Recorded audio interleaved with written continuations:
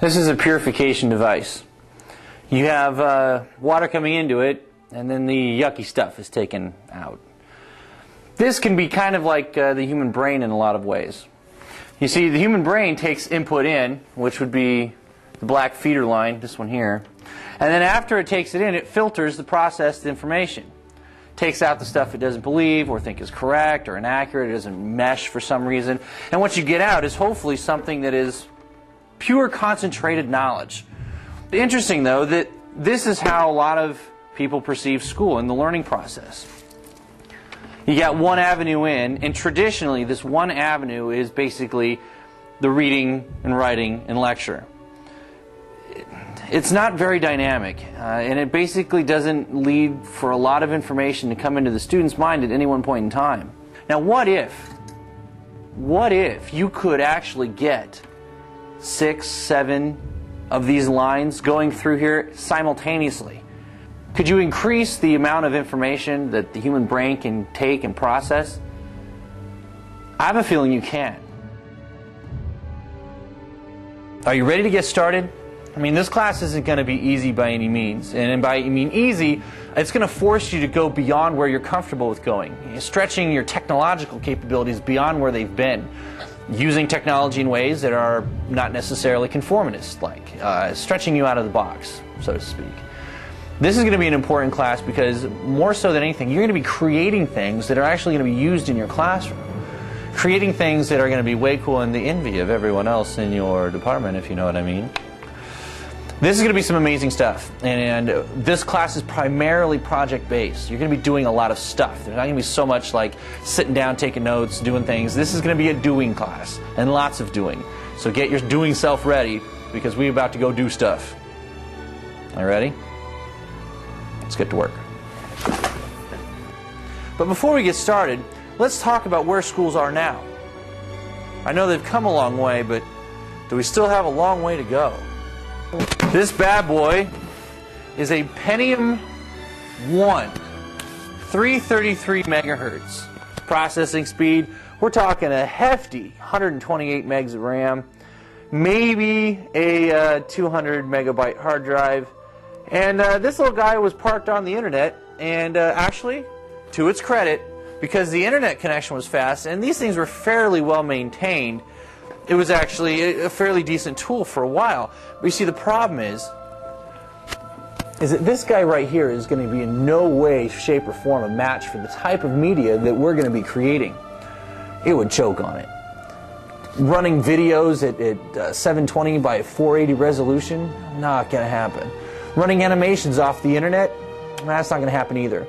Being able to stay current with the most recent editions of Internet Explorer, Netscape, Firefox, that's not going to happen either. This thing chokes on video. It chokes on 120 or 196 bit rate sound. And this is what our school is filled with. That's really the beginning of multimedia. Kind of like this. But the TV, as you're well aware, actually propagates a non-active and cerebrally unconscious viewer. The couch potato. Info comes in, and it just gets shelved. It doesn't get thought about, it just gets parked on the shelf. The power behind it is undeniable. Kids love to watch this stuff. They're like conditioned to watch it. But how do you get them to watch it and then think about it?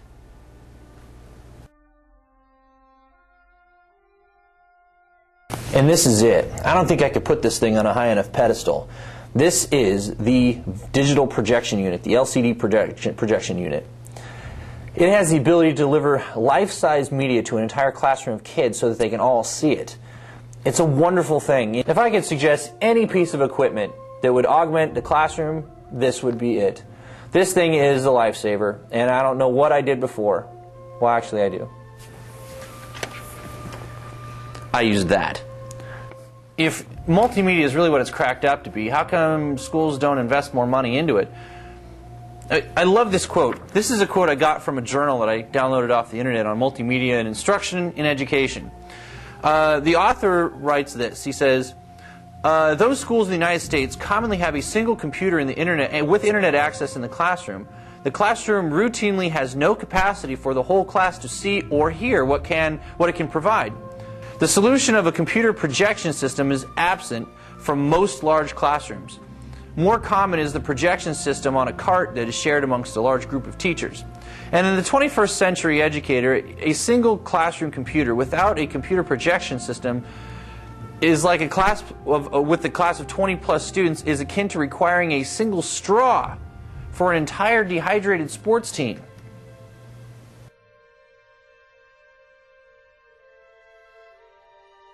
Today we have something brand new, something never before available in the extent of human history. Something unique, something different, something incredibly powerful that weaves together many of the different types of media that we would consider multimedia. You have video, audio, reading. You have animations, pictures, moving pictures, artwork. Everything that you could have used in the past, you can now use in the classroom. Only now, it doesn't necessarily take a media cart or film strips.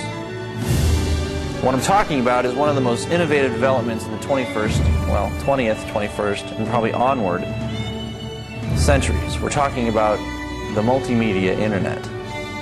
The internet has become one of the greatest developments, educational tools in the course of human history. The problem is, nobody really knows how to use it, or they're afraid of it, or they think it's going to take up too much time out of their sitting on the couch schedule.